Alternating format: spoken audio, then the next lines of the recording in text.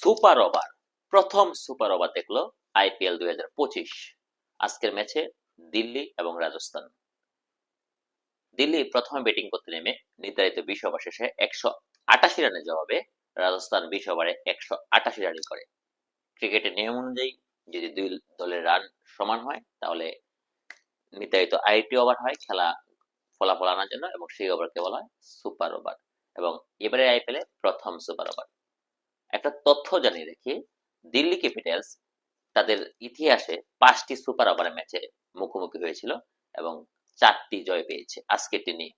তো দিল্লির super over ভাগ্যটা অনেক ভালো। তবে আমি বলবো দিল্লির জয়ের নায়ক মিচেল স্টার্ক। 20তম ওভার মিচেল স্টার্ক, মানে একটা পেস বোলার স্বপ্নের বল থাকে হচ্ছে ফুল লেংথে ইয়র্কার।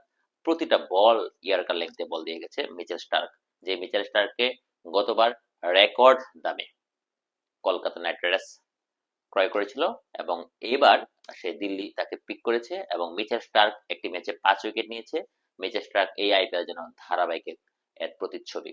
আজকের ম্যাচ যদি আমি বিশ্লেষণ করতে যাই, সেক্ষেত্রে দিল্লি নির্ধারিত 20 ওভার শেষে 188 রানে 5 wicket. Opener batsman Jack fresher McGrath, এই একটা ব্যাটসম্যান যে কিনা গতবার প্রতিটা ম্যাচেই বিপক্ষ দলের মানে ত্রাস হয়ে দাঁড়িয়েছিল। আর এবার বিপক্ষ দল যদি প্রথম দিল্লির কোনো উইকেট যায় তাহলে সেই ম্যাকগ্রাথের যে উইকেট, প্রেসার ম্যাকগ্রাথের যে উইকেট, যথারীতি সে রান খরায় ভুগছে। তার ওপেনার সঙ্গে অভিষেক পড়াল 37 বলে 49, সম্ভবত উনি বাঙালি। গত ম্যাচের 89 রান করা করুণ নায়ার এবার 3 বলে 0 রানে রান আউট হয়ে ফিরেছে। রাহুল 25 বলে 38, স্টাবস 18 বলে 34। সবচেয়ে চমকপ্রদ হচ্ছে দলীয় অধিনায়ক, যার পরিচয় কিন্তু স্পিন বোলার, অক্ষর প্যাটেল।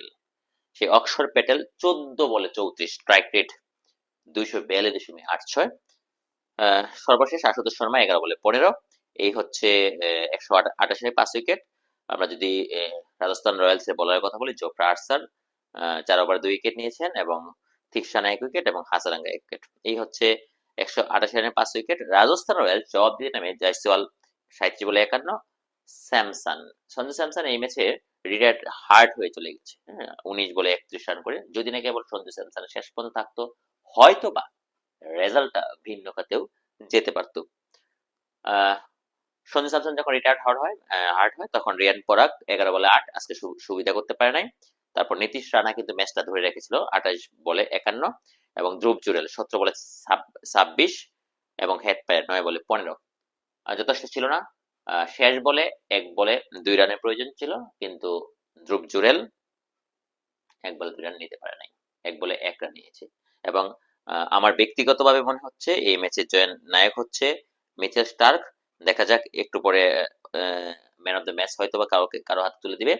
4 ওভারে 36 রানে 1 উইকেট নিয়েছে মিচেল স্টার্ক। এখন একটা ম্যাচের শুধুমাত্র পরিসংখ্যান দেখে বোঝা যায় না আসলে একটা খেলোয়াড় একটা মানে টিমের কতটুকু মোমেন্টাম চেঞ্জ করতে পারে। যখন কেউ খেলা দেখে তখন বোঝা যায় আসলে মোমেন্টাম চেঞ্জের ওভার। এবং আমার মতে আজকের মোমেন্টাম চেঞ্জের ওভার ছিল 20তম ওভার মিচেল স্টার্কের।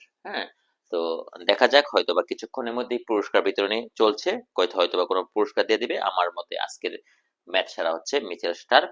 আপনাদের মতে কে ম্যাচ সেরা, বা কে এই কে এই ম্যাচের কি টার্নিং পয়েন্ট, সেটা জানিয়ে দিবেন। দেখা যাক আগামীকালকের মুম্বাই ইন্ডিয়ান্স বনাম সানরাইজ হায়দ্রাবাদের ম্যাচে কি হয়। সেই পর্যন্ত ভালো থাকুন, সুস্থ থাকুন। Thank you so much.